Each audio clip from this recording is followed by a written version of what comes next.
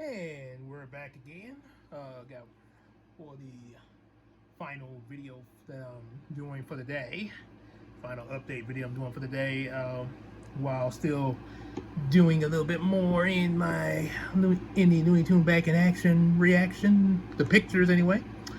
So, and gotta admit, some of y'all, I know some of y'all probably looking at the way Homer's animated, probably like, oh my god, this is Japanese animated Homer Simpson.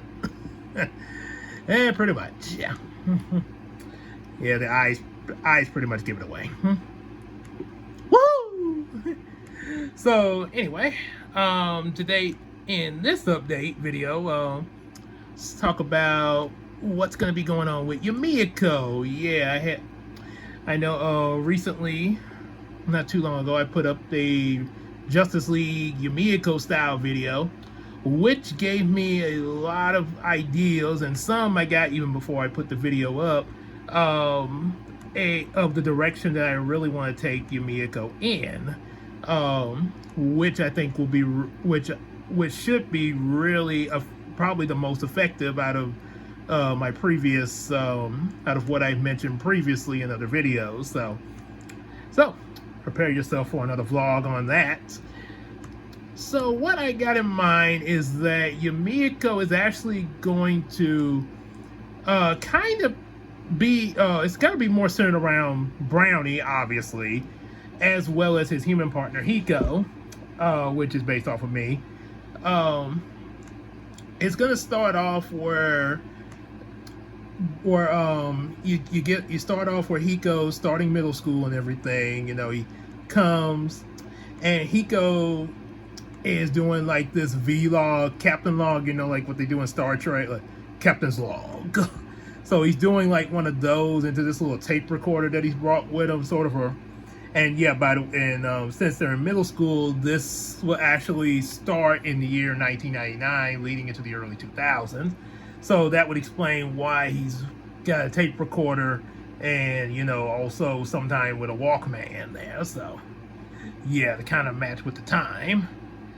So anyway, he's got his little mini tape recorder, doing like this captain log thing, and he ends up running into Damon, who snatches it from him and starts playing keep away with it with Samuel and Brian. Now, hold on a second.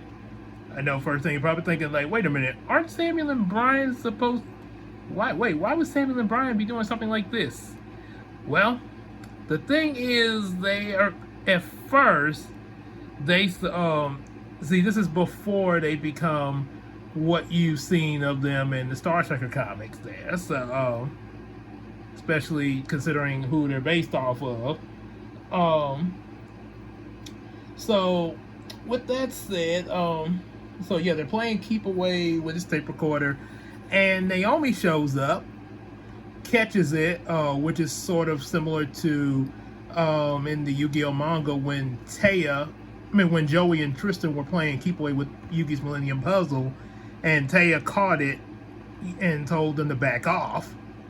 So it's kind of similar with this. Naomi does that, and Damon, Samuel, and Brian just like, oh, what? Nah, forget you guys. Let's go, and walk off. Naomi hands it back to Hiko, and this is where he would start to sort of, you know, become a bit smitten by Naomi, and of course, you know, over time, the crush, the gradual crush there.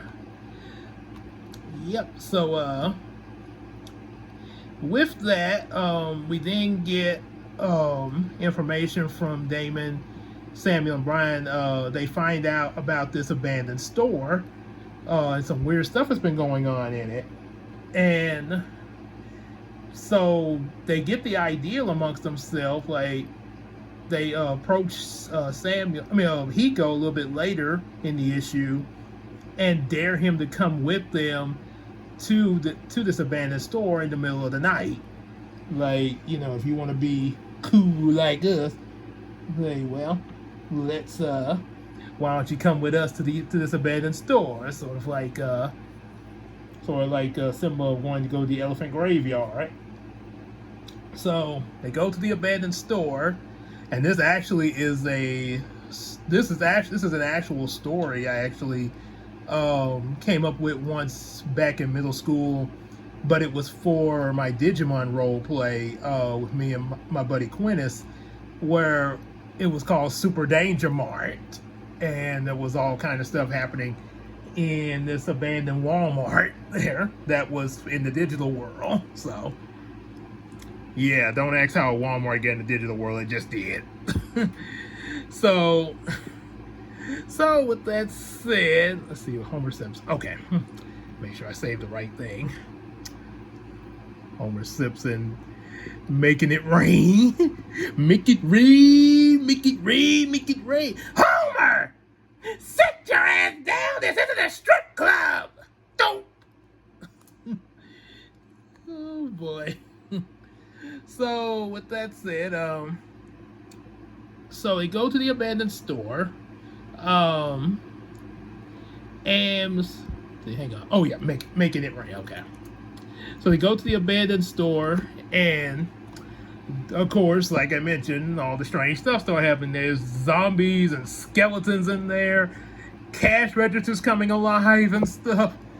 And it's like just all kinds of crazy stuff just comes at them. And in one instant where they think like, oh my goodness, we're done for, that's when Brownie shows up in this suit of armor, sort of similar to Iron Man, which because of it, since Brownie's original height is actually, like 1 foot. Last time I measured him, it's 1 foot and maybe a few inches, sort of like Pikachu's height, or Sonic the Hedgehog.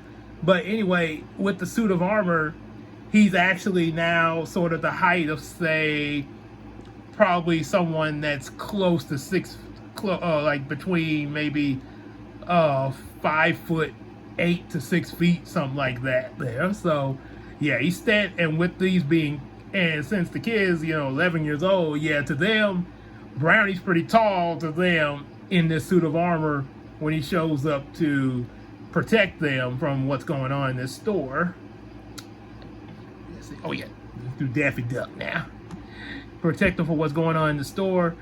And one thing that made me think of Brownie's entrance here was a scene from Transformers Armada, when the kids in this series were out in the mountain areas, and they found the Minicon, and then Megatron showed up, say, "You have something of mine, and I would like it back, humans. Very well, you'll be destroyed." And then all of a sudden you hear this voice, "Not so fast, Megatron." And Optimus Prime in all his glory. Prime. Optimus Prime. Optimus who? And that's kind of what made, and I kind of thought about that with Brownie's entrance, like how he would show up and like, Brownie Brown. Brownie who? And after they get out of the abandoned store and, face all the dangers there, Brownie does his thing. Hiko recognizes Brownie, and it's revealed that Brownie was his plush toy back when he was little. But when Hiko turned, I'm gonna say 6 years old, he, or maybe a little bit older. I'm not sure about the age real quick, but I would say maybe at least 6 or 7.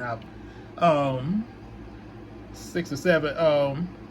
Yeah, maybe when he was 6 or 7, he moved to a because I'm trying to think where he thinking maybe where Hiko maybe stayed at one point. Was it? Oh, okay. So maybe at some point, Hiko had actually, or maybe I put it this way, it might be previously, maybe after he graduated from elementary, just right leading into summer. Maybe they moved, and during the move, a lot of stuff was given away, and some of the stuff that was given away was Hiko's plush toys, and Hiko's plush toys, which included Brownie, and because of that, okay, I did the right thing, and because of that,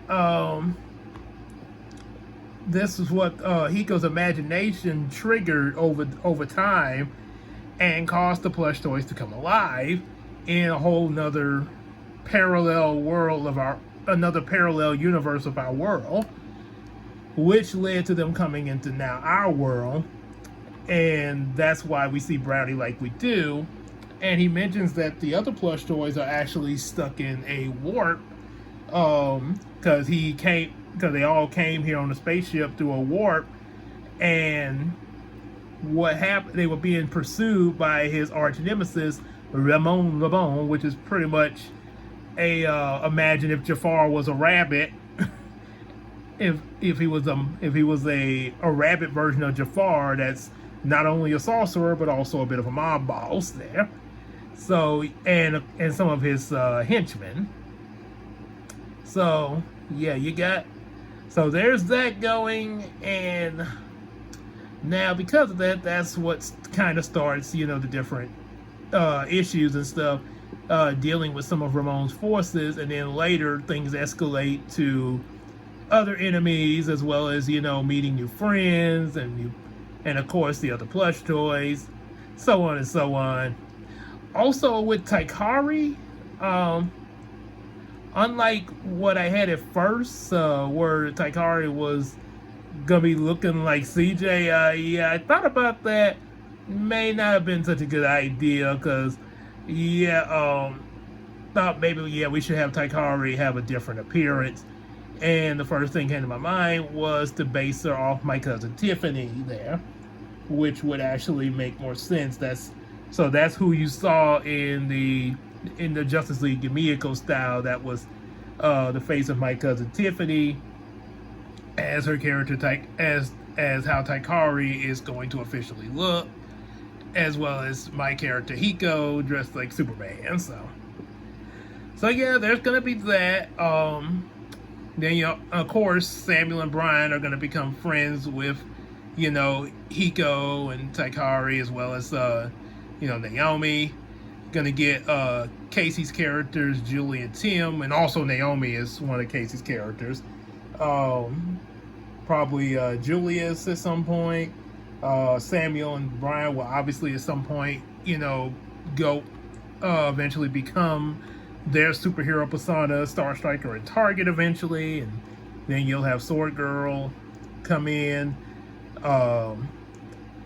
and also the reintroduction of characters like Angela and Monet. Oh snap! I guess he really went red there. Angela and Monet, and also of course with Damon, he sort of pals around with Hiko and the others, sort of like Jade, West, and Victoria just hanging around with Tori and the others. Guess like a male version of her, but more like Seto Kaiba from Yu-Gi-Oh! So that's pretty much the direction I got going with Yumeko going forward. When I do get around to actually officially working on it there. Dealing with this, and then a few other things. So that's what you can expect in that. And I guess if nothing else to be said, get the rest of him back there. There we go. If nothing else to be said there, well, guess that will be it for this update. And hope y'all enjoyed that information. Got any questions about what I've said and everything, and got any questions about it, just let me know in the comments. And also don't forget to support us on Patreon, or else Daffy Duck will come and get you. Now see here,